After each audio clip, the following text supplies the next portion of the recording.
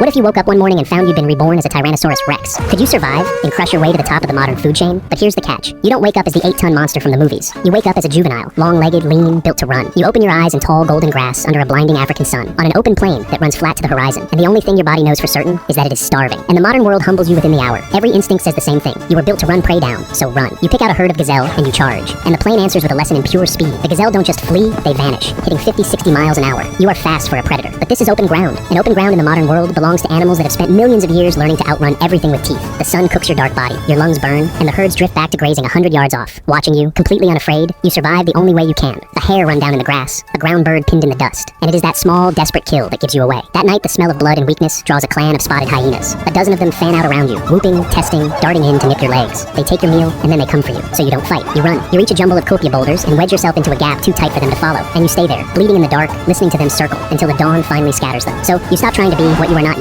You stop racing. You judge distance better than almost anything out here. And your nose is extraordinary, the finest of any hunter the planet has ever grown. You learn the cover, the riverine thickets, the tall grass, the shadow of the copia rocks. You stop chasing across open ground and start waiting beside the trails to water, letting the prey walk to you, until you are close enough that speed no longer matters. The first time it works, you take a wildebeest off a game trail in 2 strides. You have found your way to eat, and you grow. Tyrants grow fast. The hyenas come back, the way they always do, to steal what you have killed. But you are bigger now, and this time, you are ready for them. One bold female commits a step too far. Your eyes lock the line, and you take her before she can twist away. And as your jaws close, bone giving way under your teeth, the clan's own weapon, turned against one of them, by you. The rest scatter into the dark and do not come back for the carcass. Something in you has changed. You have felt what you are going to become, but the plain already has a crown, and it is not yours yet. A lion pride rules this stretch of savannah, and they are not the brainless muscle of old movies. They hunt as one. They flank, they read each other, they go for the legs and the back, the places where numbers can hurt something large. This plain is not big enough for 2 kings. The dry season forces the question. The water shrinks to a single muddy hole, and everything that wants to live is funneled toward it. The herds, the pride, and you. You have taken kill after kill from them all season, and the pride is starving and furious. And at that last water hole, they decide to end you. They come from every side at once, the way only a pride can. One lioness takes your leg, another rides your back, raking for your spine, and for a few seconds, the whole modern food chain is on top of you, and the old fear floods back.